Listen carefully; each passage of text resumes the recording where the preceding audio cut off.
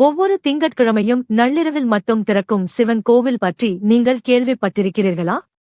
தஞ்சாவூர் மாவட்டம் பரக்கலக்கோட்டையில் அமைந்துள்ள பொது ஆவுடையார் கோவில் இந்தியாவின் மிகவும் வித்தியாசமான சிவன் தலங்களில் ஒன்றாகும். இந்த கோவிலின் கருவறையில் சிவலிங்கம் இல்லை. பல நூற்றாண்டுகளாக வாழும் ஆலமரமே சிவபெருமானாக வழிபடப்படுகிறது. இன்னும் ஆச்சரியமான விஷயம் என்னவென்றால், ஒவ்வொரு திங்கட்கிழமையும் இரவு 10:30 மணிக்கு மட்டுமே கோவில் திறக்கப்படுகிறது. நள்ளிரவில் பூஜை நடைபெறுகிறது.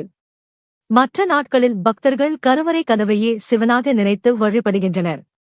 வருடத்தில் தைப்பொங்கல் அன்று மட்டும் அதிகாலை முதல் மாலை வரை கோவில் திறந்திருக்கும்.